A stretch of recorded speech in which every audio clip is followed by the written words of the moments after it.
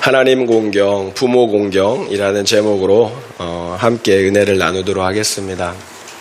지금 우리는 10가지 계명, 10계명에 대해서 함께 나누고 있습니다. 그 10계명 중에서도 특별히 앞에 있는 1계명부터 4계명까지를 4계명까지를 함께 살펴보았습니다. 하나님에 관한 계명이었어요. 하나님을 어떻게 사랑해야 되는지에 대한 계명이었습니다. 첫 번째 계명은 나 외에 다른 신을 내게 두지 말라라는 말씀이었어요. 두 번째 계명은 너를 위하여 다른 우상들을 만들지 말라라는 계명이었습니다. 세 번째 계명은 내 이름을 망령되게 부르지 말라라는 말씀이었습니다. 그리고 네 번째 계명은 안식일을 기억하여 거룩하게 지키라는 말씀이었습니다. 이렇게 10계명 중에서 1계명부터 4계명까지는 하나님께 대한 계명, 하나님을 어떻게 사랑해야 하는지에 대한 계명이었어요. 따라서 오늘부터 저는 그 나머지 계명들 5계명부터 10계명까지 이웃에 대한 계명들인데요. 이웃을 어떻게 사랑해야 하는지에 대한 계명들, 이 계명들에 대해서 함께 나누고자 합니다. 그러니까 10계명은 크게 하나님 사랑과 이웃 사랑으로 되어 있어요. 그래서 이미 우리가 하나님 사랑을 살펴봤고요. 이제 오늘부터 5번째 계명부터 이웃 사랑에 대한 계명입니다. 그렇다면 하나님 사랑과 이웃 사랑은 어떤 관계가 있을까요? 요한일서 4장 20절에 이런 말씀이 있어요. 그러므로 누구든지 하나님을 사랑하노라 하고 그 형제를 미워하는 자는 거짓말하는 자니라고 되어 있어요. 보이는 바 그 형제를 사랑하지 않는 자는 보지 못하는 바 하나님을 사랑할 수 없다라고 말씀하고 계신다라는 거예요. 그러니까 하나님 사랑과 이웃 사랑은 연결되어 있다라는 거예요. 그러니까 우리가 아무리 하나님을 사랑한다라고 말해도 아무 의미가 없어요. 내가 눈에 보이는 이웃을 사랑하지 않는다면 하나님을 사랑하지 않는 거예요. 그러니까 하나님을 가장 많이 사랑하는 사람은 어떤 사람이에요? 내 주변에 있는 이웃을 가장 많이 사랑하는 사람이 그 사람이 하나님을 가장 많이 사랑하는 사람이에요. 결국 이웃에 대한 계명, 이웃 사랑이 중요한 이유는 그 이웃 사랑이 하나님의 사랑을 증명하기 때문이에요. 특별히 오늘 우리가 함께 살펴볼 5번째 계명, 부모를 공경하라는 계명은 그 이웃 사랑에 대한 계명들 중에서도 시작점, 출발점이라는 거예요. 그래서 오늘 함께 살펴볼 그 5번째 계명, 부모를 공경하라는 계명이 중요한 것입니다. 우리 함께 읽어본 본문 중에서 12절을 읽어보겠습니다. 12절이에요. 내 부모를 공경하라. 그리하면 내 하나님 여호와가 내게 준 땅에서 내 생명이 길리라. 내 부모를 공경하라. 그리하면 내 하나님 여호와가 내게 준 땅에서 내 생명이 길리라. 이런 궁금증이 있어요. 왜 대인관계에 대한 계명들 중에서 하필 부모 공경이 가장 먼저 등장하느냐라는 거예요. 어찌 보면 그 다음 계명인 6번째 계명, 살인하지 말라라는 계명, 이것이 더 큰 계명이 아닐까 이런 생각이 들잖아요. 그 이유가 있어요. 인간관계의 시작이 바로 부모 자식 간의 관계로부터 시작되기 때문이에요. 10계명은 관계에 대한 계명들이에요. 관계, 하나님과의 관계, 부모와의 관계, 그리고 다른 이웃들과의 관계, 그 관계들 안에서 서로 사랑하라는 거예요. 그렇다면 부모 공경에 대한 계명이 대인관계의 계명들 중에서 첫 번째로 나오는 것은 너무도 당연하다라는 거예요. 그 관계의 범위가 하나님으로부터 시작해서 부모님에게로 그리고 또 다른 이웃에게로 그 관계의 범위가 확대되어 가기 때문이에요. 하나님 사랑이 부모 사랑으로 또 부모 사랑이 이웃 사랑으로 확대되어 간다라는 거예요. 결국 부모 공경은 하나님 사랑과 이웃 사랑의 연결고리 역할을 하는 거예요. 하나님 사랑을 통해서 부모 사랑이 되고 또 부모 사랑을 통해서 이웃 사랑을 시작한다라는 것입니다. 부모를 공경하라. 공경하다는 히브리어 단어는 카베드예요. 카베드. 무겁다라는 의미예요. 무겁다. 그러니까 부모님을 무겁게 여기라는 거예요. 무겁게 존중하라는 거예요. 그런데 성경에서 카베드가 쓰인 대상은 오직 하나님 한 분밖에 없어요. 그렇다면 부모님을 하나님처럼 무겁게 여기고 공경하라는 말씀이에요. 또 다른 근거가 있어요. 레위기 19장 3절을 보면요. 너희 각 사람은 부모를 경외하고 라고 되어 있어요. 너희 각 사람은 부모를 경외하고. 여기에서 경외라고 번역된 단어는 야레라는 단어인데요. 카베드와 마찬가지로 오직 하나님께만 쓰이는 단어예요. 무엇을 할 수 있습니까? 성경은 부모를 마치 하나님처럼 경외하고 또 공경하라고 명령하고 있다라는 거예요. 그에 대한 증거들이 더 있어요. 출애굽기 21장 17절을 보면요. 자기 아버지나 어머니를 저주하는 자는 반드시 죽일지라. 출애굽기 21장 15절에는요. 자기 아버지나 어머니를 치는 자는 반드시 죽일지라. 부모를 가볍게 여기며 욕하는 자, 그리고 때리는 자는 반드시 죽이라고 명령하고 있다라는 거예요. 당연히 부모를 저주하거나 때려서는 안 돼요.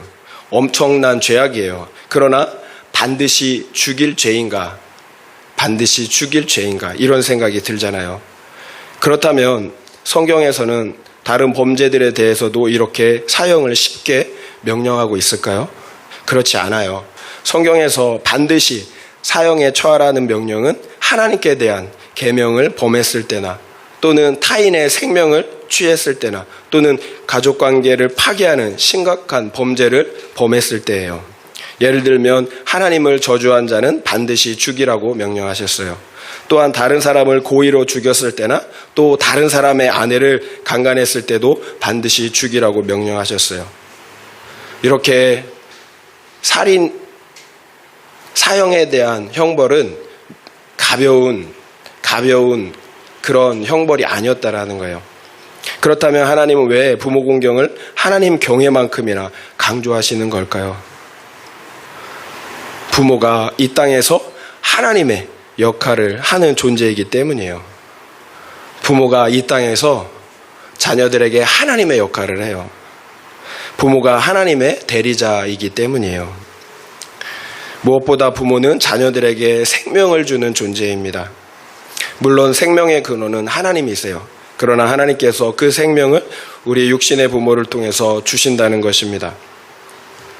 창세기 5장을 보면 아담의 계보가 나오는데요.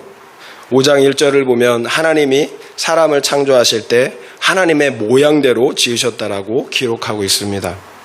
그런데 3절을 보니까 아담 역시 자기의 모양 같은 아들을 낳았다고 기록하고 있어요. 하나님의 모양을 가진 아담이 자신의 그 모양대로 자녀를 낳았다라는 거예요. 무엇을 할 수 있습니까? 아담 이후의 모든 자녀들은 유전을 통하여서 하나님의 모양을 가진 채 태어난다라는 거예요. 유전된다라는 거예요. 그러나 문제는 무엇입니까? 아담의 타락 이후에 태어난 모든 인류는 하나님의 모양과 그 형상이 파괴되고 말았다라는 거예요.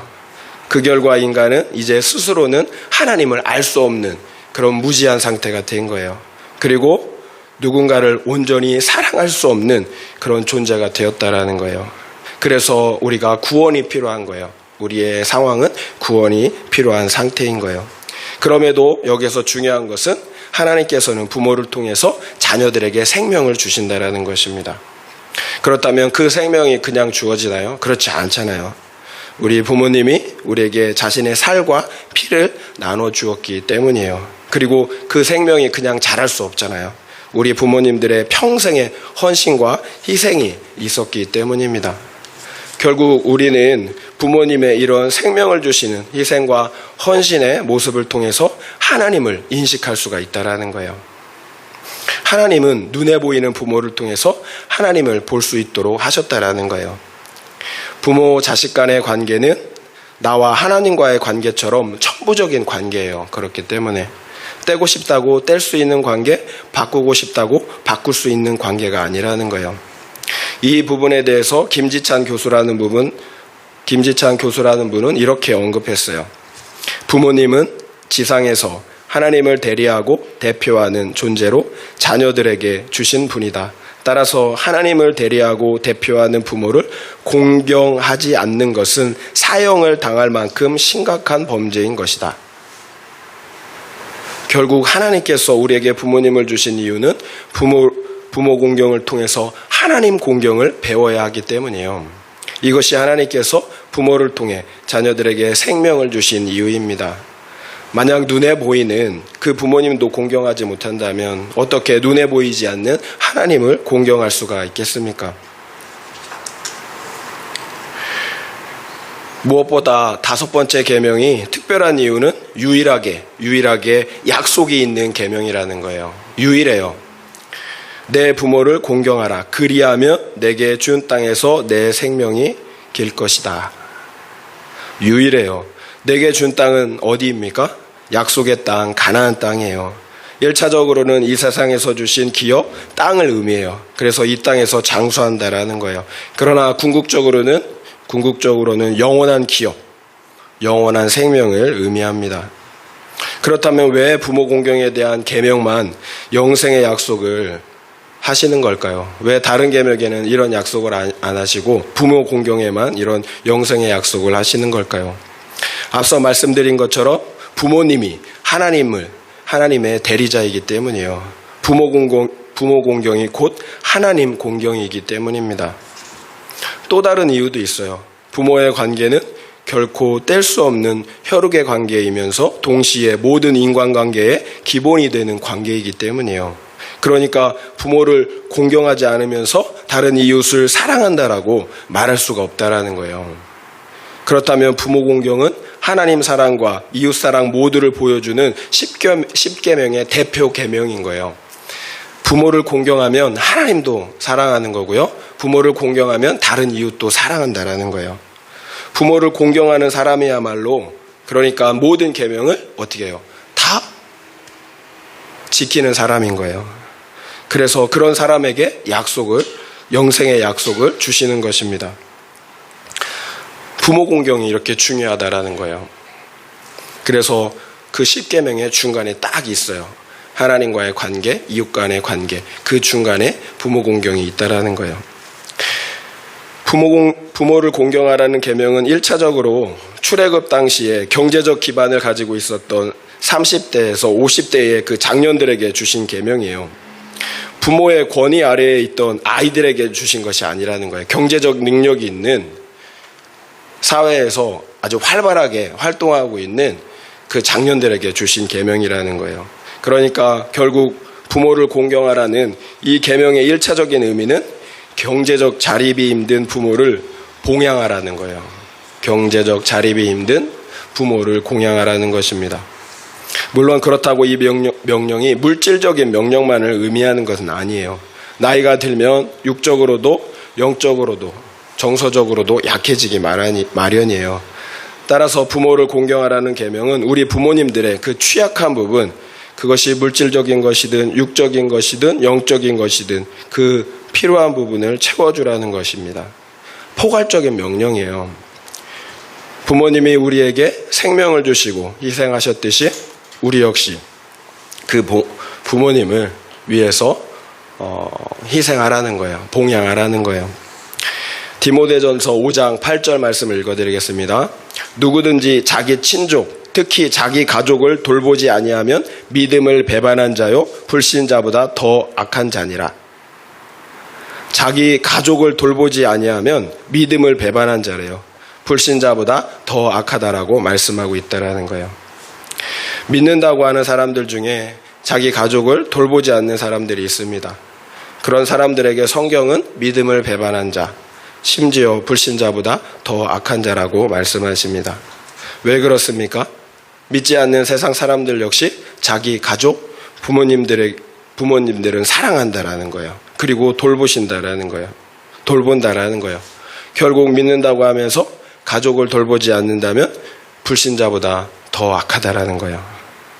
믿음을 배반한 자라고 말씀하고 있다라는 거예요. 그래서 하나님을 경외하듯 우리 부모님을 공경해야 합니다. 그렇다고 무조건 복종은 아니에요. 에베소서 6장 1절은 이렇게 말씀하고 있습니다. 자녀들아 주 안에서 너희 부모에게 순종하라. 이것이 옳으니라. 주 안에서 너희 부모에게 순종하라고 말씀하고 있어요. 부모님께 대한 순종이 무조건적인 복종을 의미하는 것은 아니라는 거예요. 주 안에서 순종하는 거예요. 만약 여러분의 부모님이 이제부터 함께 제사 드리자라고 하면 어떻게 하시겠습니까? 순종하면 안 되죠. 주 안에서 순종해야 되는 거예요. 부모 공경은 말씀 안에서 순종하는 것입니다. 우리 주님은 온 천하를 다 얻고도 그 생명을 잃으면 무엇이 유익하겠느냐라고 말씀하셨어요. 결국 가장 중요한 공경은 부모님의 영혼 구원을 위한 섬김이에요. 물질적인 것으로도 공양해야 되지만 반드시 부모님의 영혼 구원의 문제를 돌봐 드려야 된다는 거예요. 결국 무엇이 문제입니까? 믿음의 문제죠. 우리가 그것을 중요하게 보느냐라는 거예요. 영적인 것을, 영원한 것을 중요하게 보느냐라는 거예요. 당장 눈에 보이는 것만 중요하게 여기느냐. 결국 믿음의 문제인 거예요. 적용 질문을 드릴게요. 나는 부모님을 어떻게 공경하고 있습니까? 물질적인 부분, 정서적인 부분, 영적인 부분으로 나누어 생각해 보시길 바랍니다. 나는 부모님을 어떻게 공경하고 있습니까? 물질적인 부분, 정서적인 부분, 영적인 부분으로 나누어 생각해 보시기 바랍니다. 그런데 내 부모를 공경하라는 말씀을 받아들이기가 참 힘든 사람들이 있어요. 어떤 경우일까요? 무조건적인 사랑을 받아야 할 부모로부터 사랑이 아니라 편애와 학대를 받고 심지어는 버림까지 받은 경우가 있어요. 그런 경우에요. 부모 공경은커녕 용서가 안 돼요. 사실 이 세상에서 우리 부모님보다 자식인 나를 더 사랑하는 존재는 없어요. 그러나 우리 부모님들 역시 완전하지는 못하다라는 거예요. 내가 그런 것처럼 우리 부모님들 역시 타락한 죄인들이에요. 이것이 성경이 말씀하는 바잖아요. 결국 우리 부모님들 역시 또 다른 피해자라는 사실을 잊지 말아야 합니다. 우리 부모들 역시 당신의 부모들로부터 동일한 학대와 상처를 받고 자랐습니다. 그래서 자녀를 어떻게 잘 사랑해야 되는지를 모르는 거예요. 우리는 가끔 그 집안에 흐르는 저주가 있다라는 말을 하곤 합니다. 맞는 말일까요? 반은 맞고 반은 틀린 말이에요. 왜냐하면 특별한 저주가 있어서 그런 것이 아니라 저주스러운 삶, 죄악된 삶의 패턴이 반복되는 것이기 때문이에요. 자녀들이 부모의 그 죄악된 삶을 배우고 답습한다라는 거예요. 술 중독, 마약 중독, 가정학대, 이혼과 같이 좋지 않은 그 환경들이 그 자녀들에게 그대로 대를 이어 학습이 된다라는 거예요. 그렇다면 어떤 한 사람의 문제, 부모의 문제가 아닌 거예요. 구조적인 문제잖아요. 결국 우리는 나에게 허락하신 환경과 부모님을 옳고 그름의 기준이 아니라 구원의 관점으로 바라봐야 된다는 거예요. 우리 모두는 다 구원받아야 할 그런 비참한 상황 가운데 있다라는 사실을 우리가 인지하고 바라봐야 된다는 거예요. 로마서 8장 28절 말씀입니다. 우리가 알거니와 하나님을 사랑하는 자, 곧 그의 뜻대로 부르심을 입은 자들에게는 모든 것이 합력하여 선을 이루느니라. 하나님을 사랑하는 자, 곧 그의 뜻대로 부르심을 입은 택자들에게는 모든 것이 합력하여 선을 이룬다라는 거예요. 이 말씀의 핵심은 하나님께서는 100% 오르시다라는 거예요. 하나님은 100% 오르시다라는 거예요. 우리에게 최고의 선으로, 유익으로 우리에게 허락해 주신다라는 거예요. 우리에게 어떤 상황과 환경을 허락해 주셨을지라도 우리의 유익과 우리의 구원을 위한 것이라는 거예요. 우리의 구원보다 중요한 것은 없잖아요. 여러분, 이 말씀을 믿으십니까? 만약에 이 말씀이 믿어진다면 이제 더 이상 누군가를 원망하거나 불평하지 말아야 돼요. 자기 연민에 빠져 있어서는 안 된다라는 거예요. 지금 나에게 주신 부모님과 환경은 나의 구원을 위한 최선의 환경이기 때문입니다. 구원이 액세서리는 아니잖아요. 구원이 액세서리가 아니에요. 우리의 구원을 다 이루었다라고 이렇게 생각하면 안 된다라는 거예요. 그래서 나를 행복하게 해주지 못하는 그 사람들과 환경을 원망해서는 안 된다라는 거예요. 심지어는 때로 우리는 누구까지 원망해요? 하나님까지 원망한다라는 거예요. 나에게 이런 환경을 주신 그 하나님까지 원망한다라는 거예요. 만약 지금 우리가 계속해서 부모님이나 다른 상대를 미워하고 있다면 사탄에게 속는 거예요. 그 귀한 생명을 또다시 도둑질 당하고 있다라는 거예요. 하나님은 왜 내 부모를 공경하라는 계명을 주시고 내 자녀를 사랑하라는 계명은 주시지 않았을까요? 혹시 이런 생각 해보셨나요? 자녀를 사랑하라는 말을 안 했어요. 자녀 사랑은 본능이니까 사랑하지 말라고 해도 자동적으로 사랑하게 되어 있다라는 거예요. 그러나 부모 사랑은 엄청난 의지가 필요합니다. 아무리 결단을 해도 잘 되지가 않아요. 그래서 하나님께서 부모 공경을 인간관계에 관한 계명들 중에서 첫 번째 계명으로 못 박아 주신 것입니다. 내 감정으로 되지 않으니까 의지를 들여서라도 반드시 공경하라는 것입니다. 이 사실을 알아야 돼요. 부모 공경은 내 의지를 들여야만 지킬 수가 있는 계명이에요. 100% 오르신 하나님을 인정하지 못한다면 지킬 수가 없는 계명입니다. 그래서 부모 공경은 하나님 공경에 대한 계명인 거예요. 부모 공경이 하나님 공경인 거예요. 하나님을 공경하지 않는다면 결코 지킬 수 없는 계명이기 때문입니다. 제가 새롭게 하소서를 가끔 보는데요. 새롭게 하소서에 김유비라는 목사님이 나왔습니다. 불을 다 꺼놓은 어두운 판잣집 방 안 술 먹은 아버지가 5살짜리 아이를 때립니다. 그 아이는 얼마를 맞았는지 맞다가 의식을 잃어 버렸습니다. 그래서 그 어린아이는 어렸을 때 반바지를 입고 다니지 못했다고 합니다. 팔다리 사방에 멍자국이 있었기 때문이에요. 이렇게 김유비라는 목사님은 어렸을 때 알코올 중독이 있는 아버지로부터 시도 때도 없이 맞고 자랐습니다. 그러면 그 아이의 어머니가 그 아이를 지켜주었을까요? 그 아이의 어머니도 학대를 견디다 못해 집을 나가기 일쑤였습니다. 결국 그 아이에게는 의지할 만한 부모가 없었습니다. 2살 어린 여동생을 통해 들은 그 증언은 더욱더 충격적이었습니다. 성인이 된 여동생은 명절에 울면서 자기는 아직도 잊을 수 없는 장면이 있다고 말했습니다. 초등학교 1학년 때 오빠와 함께 등교하는 시간, 그 짧은 시간이 자신에게는 유일한 낙이었다고 합니다. 그런데 하루는 오빠와 함께 학교에 갈 수가 없었습니다. 왜냐하면 오빠가 밤새도록 맞아서 시체처럼 담요에 말려 있었기 때문입니다. 학교에 갔다 왔는데도 오빠는 여전히 담요에 말려 있었습니다. 죽었는지 전혀 움직이질 않았습니다. 자신이 그런 상황을 목격한 것만 무려 3번이나 되었다고 합니다. 그러면서 동생은 오빠에게 울면서 어떻게 엄마 아빠를 그렇게 따뜻하게 대할 수 있느냐, 용납할 수 있느냐 이렇게 울면서 물었다고 합니다. 그러자 오빠는 나도 시간이 오래 걸렸다. 시간이 걸린다라고 대답했다고 합니다. 이 목사님은 어렸을 때 이사만 무려 26번을 다녔다고 합니다. 그리고 그 집들도 모두 변변치 않는 판잣집이나 비가 오면 물이 차오르는 지하방이나 열악하기 그지없는 그런 환경들이었습니다. 고등학교에 입학할 즈음에는 비닐하우스로 만든 집에서 살았다고 합니다. 그 당시에는 무조건 집을 떠나는 것이 소원이었습니다. 그래서 기숙사가 있는 동산고등학교에 진학하게 되었다고 합니다. 집을 떠났지만 마냥 좋았던 것은 아닙니다. 주말이 되면 친구들은 모두 집으로 돌아가는데 이 목사님만 집에 갈 수가 없었다고 합니다. 주말 내내 그 깜깜한 어둠 속에서 굶으면서 혼자 지내야 했다고 합니다. 결국 이 목사님에게 우울증이 찾아왔습니다. 나쁜 생각, 죽음의 생각이 들어왔습니다.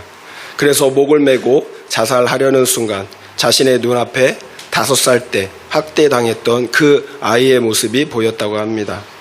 5살짜리 아이가 학대를 당하는데 그 아이의 뒤에 하얀 빛이 보였다고 합니다.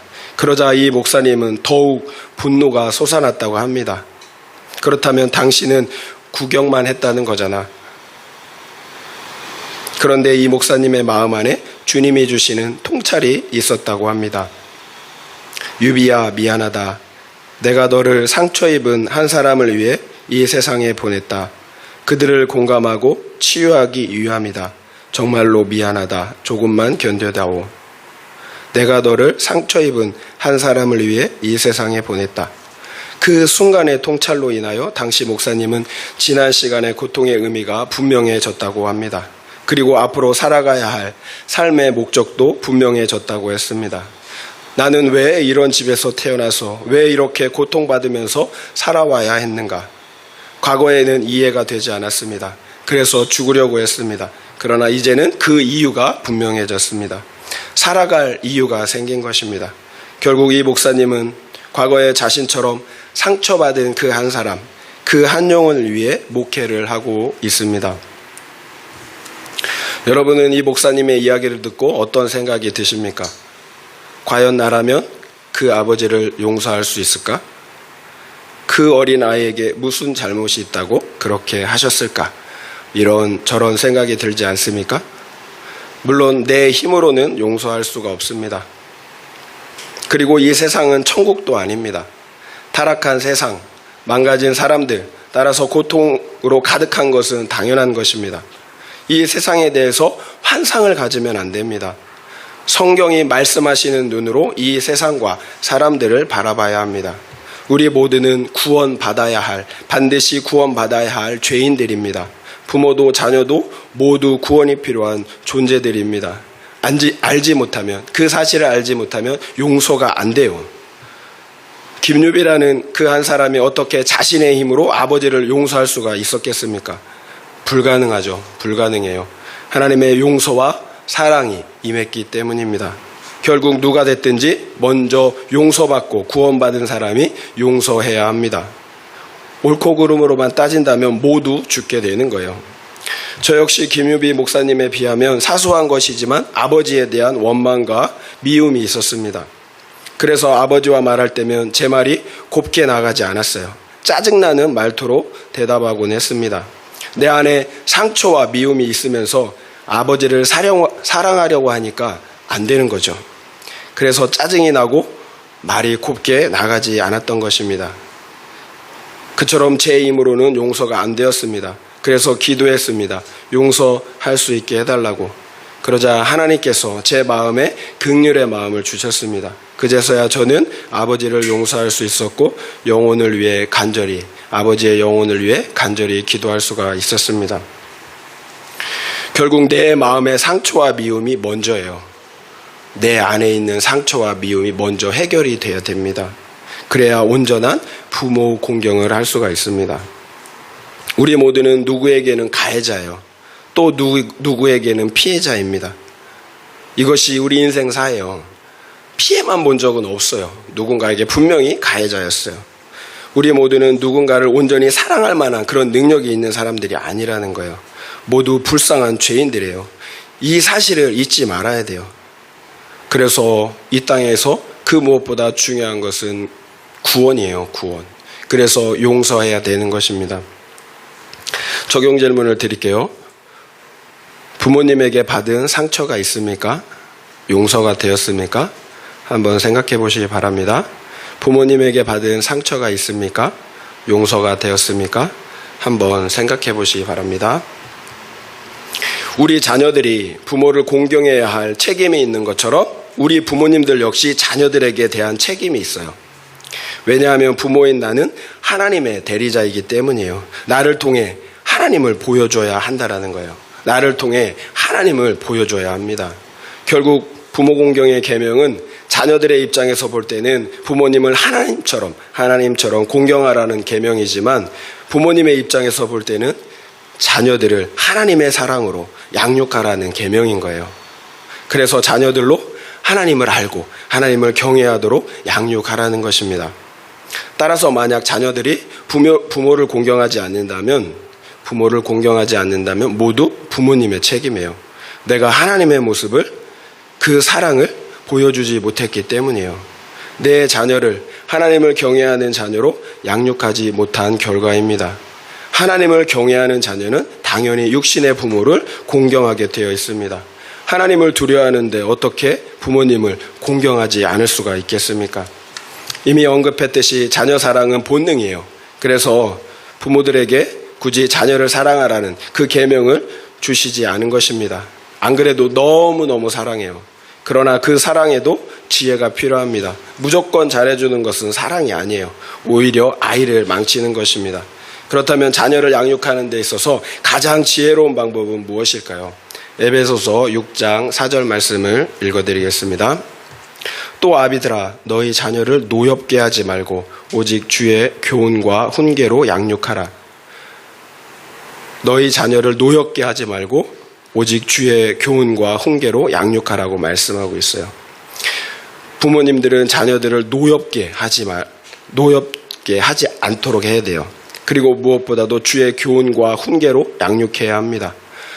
노엽게 하지 말라라는 말씀은 양육의 태도예요. 그리고 주의 교훈과 훈계로 양육하라는 것은 양육의 내용이에요. 자녀들을 노엽게 한다라는 말은 무슨 의미일까요? 아이들의 눈높이에서 설명해 주지 않는 거예요. 아이의 감정이나 마음의 상태를 읽어주지 않는 거예요. 그냥 윽박지르고 강요하는 것입니다. 시간이 걸리더라도 아이와 대화해야 합니다. 그리고 그 마음을 읽어줘야 합니다. 그리고 공감해줘야 합니다.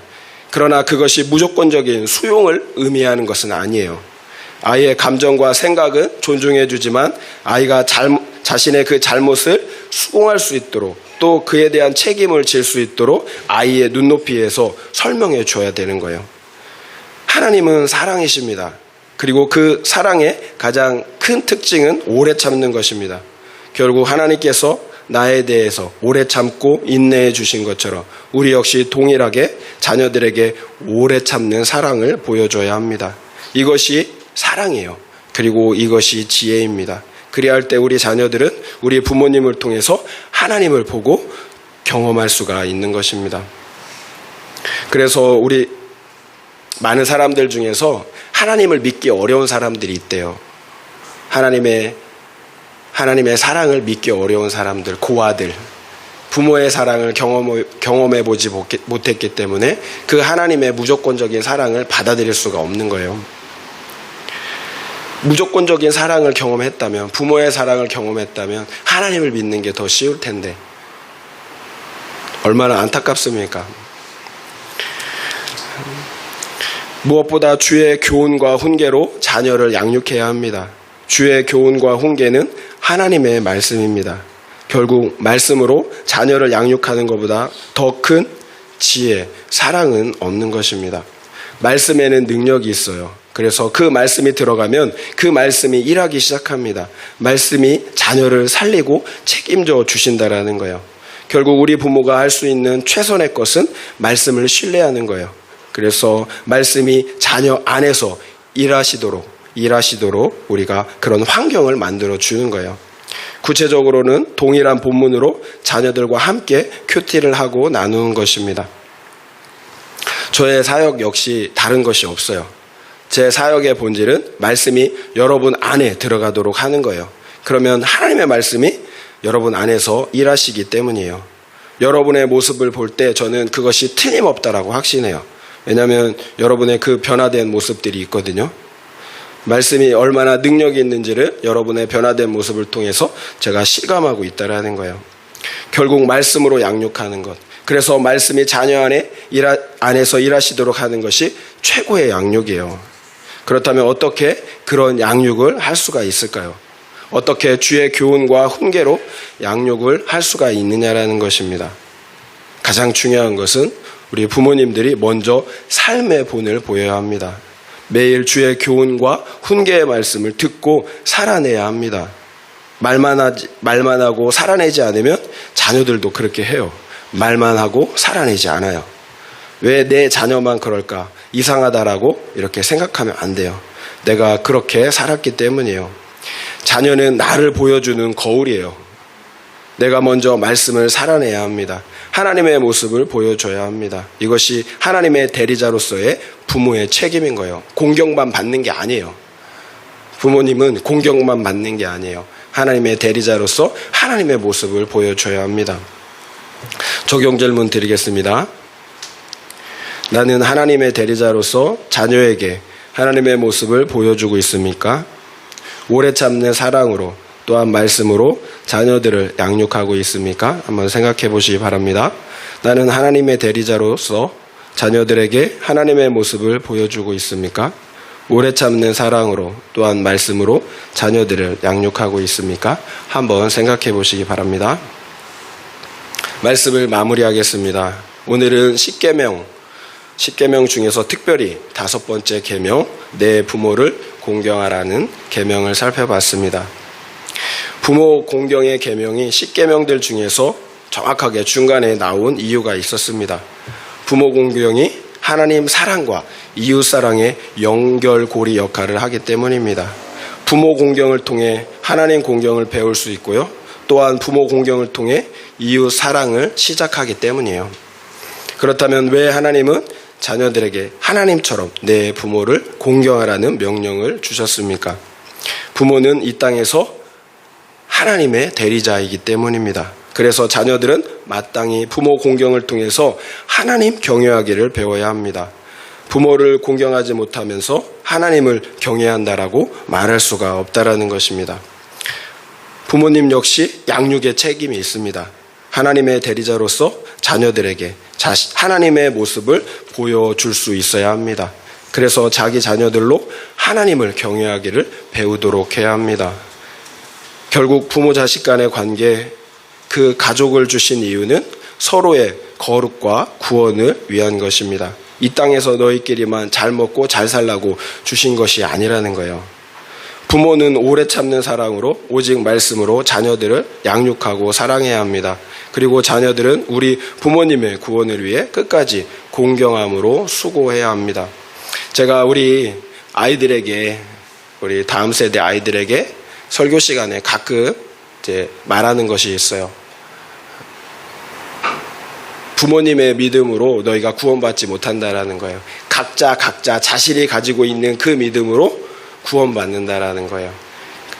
아무리 엄마가 믿음이 좋고 아빠가 믿음이 있어도 그 믿음을 나눠줄 수가 없다라는 거예요. 내 믿음 가지고 구원받는 거예요. 내 믿음 가지고 천국 들어간다라는 거예요.